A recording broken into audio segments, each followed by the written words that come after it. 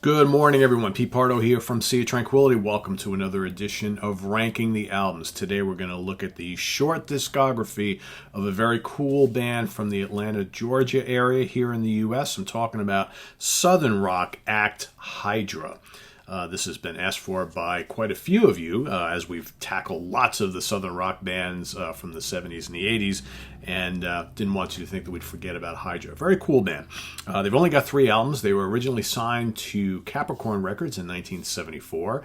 They remained on Capricorn for their first 2 releases before getting dropped from the label, and then they picked up with Polydor for their 3rd and final album, and then disappeared for many, many years. They reformed in the early 2000s, started playing some shows. I think they released a live album at some point, but they have not yet gone back and put together another studio effort. So really we only have the first 3 albums to look at here.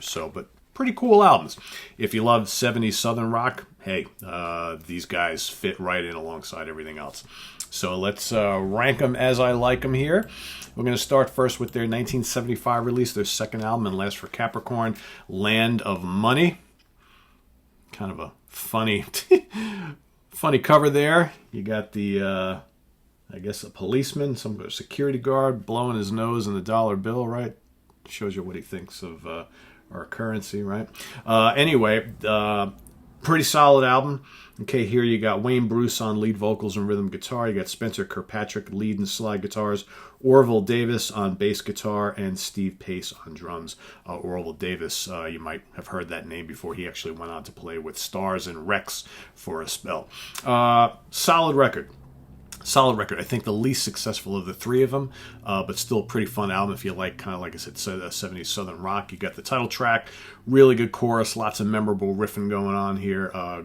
Great vocal by Wayne Bruce, really good singer. You get, in fact, his vocals remind me a little bit of Glenn Hughes.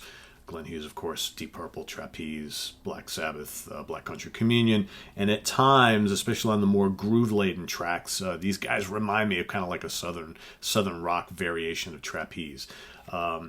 Get Back to the City, another strong track on here. Let the Show Go On, and Little Miss Rock and Roll. All those tracks are more kind of like Southern boogie. A lot of this album, which is the middle album, has that kind of like Southern rock boogie style, which if you like, kind of the Skinner and Molly Hatchet and all that kind of stuff, pretty solid stuff. And also, interestingly enough here, and I was reading some of this on their Wikipedia page, you hear some piano and horns on some of these songs on this album and the debut, and apparently their producer kind of added all that stuff while he was mixing and putting together the album without the band's knowledge. All right, so I guess they didn't really intend on having horns and pianos and keyboards on their albums. They just wanted to stick to guitars, vocal and bass and drums.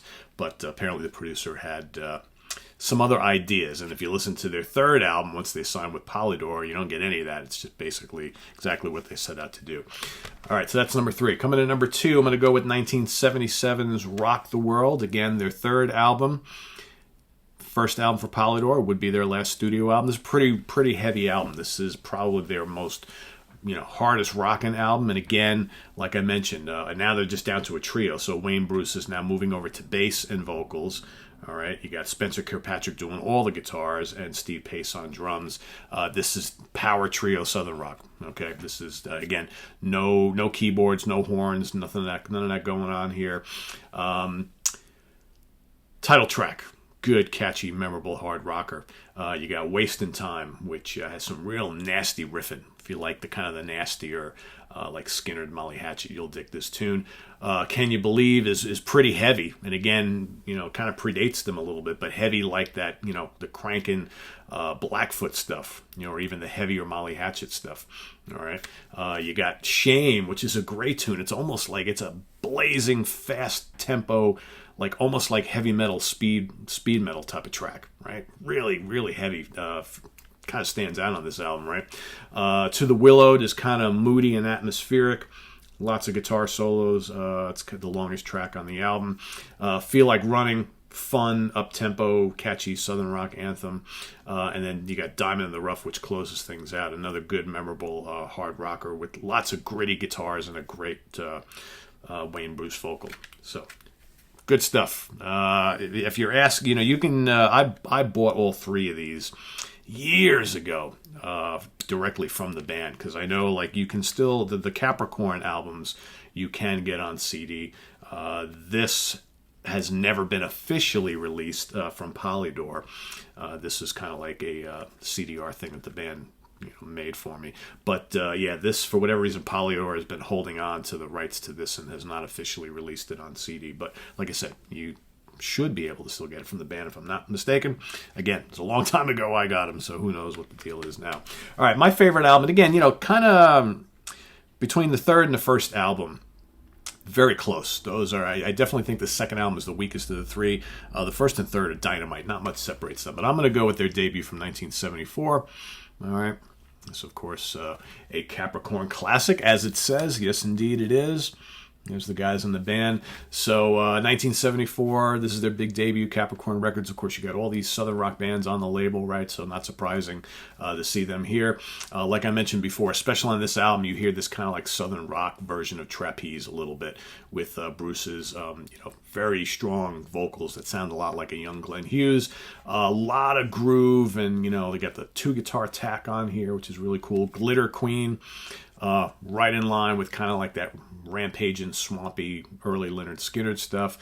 Keep You Around, catchy as all hell. It's funny how, especially on this album, you hear a lot of the kind of the horns in spots and the piano and things like that. So all sorts of guest stars. In fact, let me see if I can read you who exactly shows up on this album.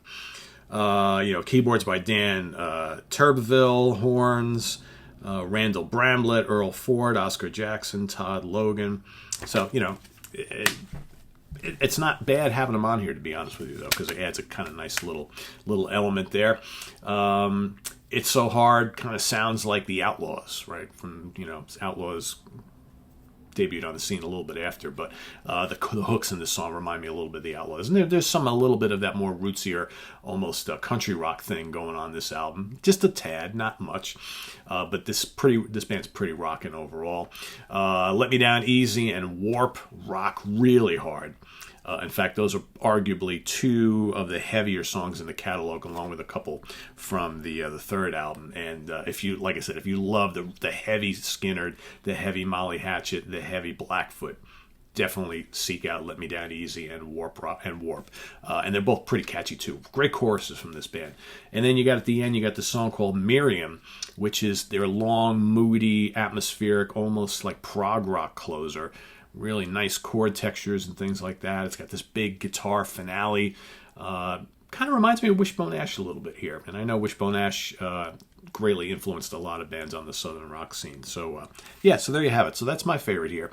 I'm going to go with the debut from 74. Coming in number 2 is Rock the World from 77. And number 3 is going to be Land of Money from 1975. So there you have it. If you're not familiar with the music of Hydra, I highly recommend you go check them out. If you're a Southern rock fan, they definitely fall in line with a lot of the other groups of the era, and mighty fine. Wish they would have gone on longer. If you are a fan, rank the albums as you like them. Okay, if you're not, go listen to them, check them out. Come back and report. Let us know what you think, because I'm pretty sure most of you will dig this band. Good musicality, great vocals, really good guitar work, and memorable songs. That's the important thing. Visit us on the web at www.seatranquility.org. We're on Facebook, we're on Twitter, of course, we're here on YouTube all the damn time. If you like what you see here on the channel and would like to make a donation, we've got a link to our Ko-Fi page below. Ko-Fi, however they say it, where you can buy us a coffee, a tea, glass of iced tea. I drink a lot of iced tea. Beer, a CD, whatever you want to contribute is greatly appreciated to help keep things going here, buying more music, hopefully getting more equipment and bringing more guest stars on and making up for all the time we spend here. And we also have a link to our merch website below where you can go get variations on Sea of Tranquility logos and t-shirts and hoodies and hats and coffee mugs and stickers and all sorts of fun stuff. So check it all out, and don't forget to go to our website, and we'll see you here on YouTube all the damn time, right? So coming up, what do we got coming up? Later this weekend, we have got Martin Popoff and myself will be doing a somewhat of a ranking of the catalog of Legs Diamond. Okay. somewhat. You'll have to see what I'm talking about when we get to that. So that's coming up later this week, I think on Saturday. We've also got Stephen Reed coming back on the show this week.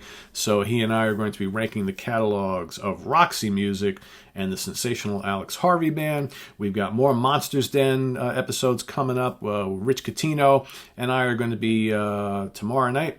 We're going to be offering up some of our favorite Hammer films, right? So if you're a Hammer horror film fan, check out that episode. I've got another Monsters Den coming up tonight with some other cool recommendations for you. Some little bit of folk horror, right? A little bit of evil stuff coming up later tonight.